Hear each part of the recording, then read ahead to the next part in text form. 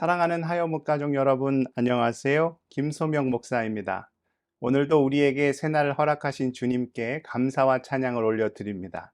이 귀한 하루 말씀과 동행하면서 우리를 위해 예비된 귀한 복을 충만히 누리실 수 있기를 축복합니다.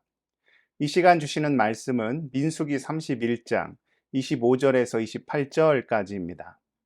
여호와께서 모세에게 말씀하여 이르시되 너는 제사장 엘르아살과 회중의 수령들과 더불어 이 사로잡은 사람들과 짐승들을 계수하고 그 얻은 물건을 반분하여 그 절반은 전쟁에 나갔던 군인들에게 주고 절반은 회중에게 주고 전쟁에 나갔던 군인들은 사람이나 소나 낙이나 양떼의 500분의 1을 여호와께 드릴지니라. 아멘. 요즘은 돈만 많이 번다고 좋은 기업이라고 하지 않습니다. 세상에 악영향을 끼치며 본인들만 잘 먹고 잘 사려고 한다면 이기적인 기업을 넘어서 좀 거칠게 표현하면 사회의 암적인 존재가 될 수 있죠. 그래서 요즘 대두되는 개념이 ESG입니다. 영어 약자인데요.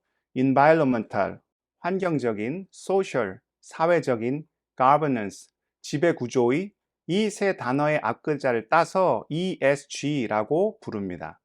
좋은 기업은 친환경적이며 사회에 그 합당한 공헌을 하며 투명한 지배 구조를 가지고 있어야 한다는 거죠. 얼마 전 자유의 여신상이 물에 잠길 수 있다는 신문 기사를 접한 적이 있습니다.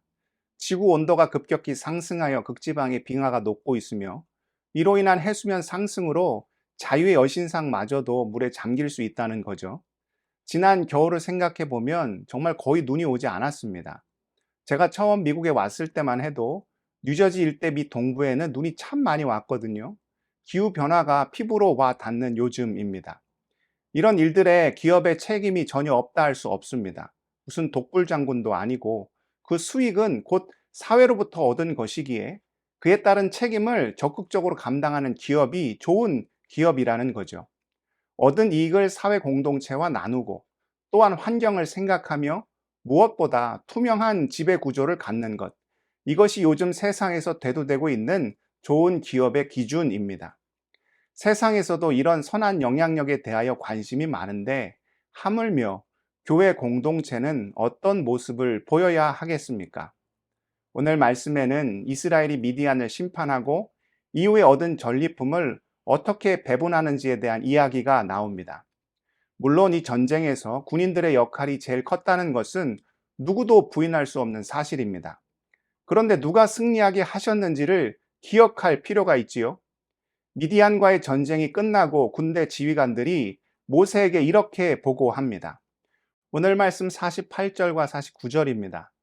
군대의 지휘관들 곧 천부장과 백부장들이 모세에게 나와서 모세에게 말하되 당신의 종들이 이끈 군인을 계수한즉 우리 중 한 사람도 충나지 아니하였기로. 이것이 무슨 뜻입니까? 전쟁에서 한 명도 사망한 사람이 없다는 거죠. 운동 경기를 해도 다치는 사람이 나오는데 목숨을 내걸고 싸우는 전쟁에서 이스라엘 측 사망자가 없다는 것은 사람의 힘으로는 불가능한 일입니다. 결국 누가 이기게 하신 것입니까? 하나님께서 친히 함께 하셨기에 그들이 이 전쟁에서 위대한 승리를 거둘 수 있었던 거지요. 다시 말해 이는 하나님의 승리요. 하나님께서 친히 돌보시는 이스라엘 민족 전체의 승리였습니다. 그러니 군인들이 그 전리품을 가장 많이 차지하는 것이 맞기는 하지만 또한 어떻게 해야 했습니까? 하나님께 그 영광을 돌려야 했고 민족 전체가 그 기쁨을 함께 나누어야 했지요. 이것이 하나님께서 원하시는 건강한 공동체의 모습입니다. 이 땅에 교회가 처음 탄생했을 때 그 모습이 어떠했는지를 기억할 필요가 있습니다. 사도행전 2장 43절에서 47절입니다. 사람마다 두려워하는데 사도들로 말미암아 기사와 표적이 많이 나타나니 믿는 사람이 다 함께 있어 모든 물건을 서로 통용하고 또 재산과 소유를 팔아 각 사람의 필요를 따라 나눠주며 날마다 마음을 같이하여 성전에 모이기를 힘쓰고 집에서 떡을 떼며 기쁨과 순전한 마음으로 음식을 먹고 하나님을 찬미하며 또 온 백성에게 칭송을 받으니 주께서 구원받은 사람을 날마다 더하게 하시니라. 초대교회는 하나님의 능력이 많이 나타나는 공동체였습니다. 그래서 성도들은 자신들이 누리고 있는 모든 것이 다 하나님께로부터 왔음을 누구보다도 잘 알고 있었지요. 내 것이 없었습니다. 모든 것이 하나님의 것이었습니다. 하나님께서 허락하신 것을 가지고 이웃을 섬기고 지체와 나누는 것을 전혀 망설이지 않았지요. 모이는 것을 기뻐하고 교제하는 것을 즐거워했습니다. 형제의 기쁨이 곧 나의 기쁨이었고 자매의 아픔이 곧 나의 아픔이었습니다. 이렇게 받은 복을 기꺼이 나누고 또 아픔과 상처를 함께 하였더니 어떤 결과가 이어졌습니까? 그 모든 것이 하나님을 찬미하는 일이 되었고 교회가 세상 가운데 칭송을 받음으로 놀라운 부흥의 열매로 이어졌지요.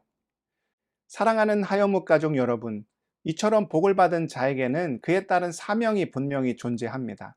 사익을 추구하는 기업도 그 가진 것을 기꺼이 나눔으로 주어진 사회적 책임을 감당하려 하는데 하늘의 놀라운 복을 받은 우리는 어떠한 삶을 살아야 하겠습니까?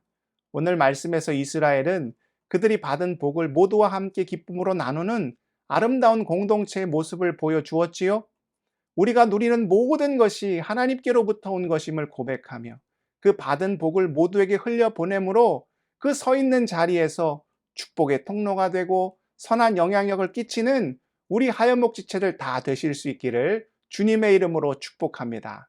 기도하겠습니다. 사랑의 하나님, 지금 우리가 누리고 있는 모든 것이 내 것이 아니요 하나님께로부터 온 것임을 믿고 고백하게 하여 주옵소서. 그래서 받은 자의 사명을 감당하며 선한 영향력을 끼치며 축복의 통로로 살아가는 우리 모든 지체들 다 될 수 있도록 아버지 함께하여 주시옵소서. 무엇보다 어려움 가운데 있는 하연목 지체들 주님 다 아실 줄 믿습니다. 질병으로, 자녀의 문제로, 가정의 일로, 신분의 일로 감당할 수 없는 삶의 고통과 어려움으로 주님께 아뢰고 고백하는 모든 지체들의 간구함을 흠양하여 주실 때 주님 함께 하여 주시고 후히 주시되 꾸짖지 않으시는 주의 풍성함과 넉넉함을 그 자비와 긍휼을 삶 속에서 친히 경험할 수 있도록 아버지여 우리 삶을 온전히 인도하여 주옵소서. 모든 말씀 예수 그리스도의 이름으로 간절히 기도드리옵나이다. 아멘.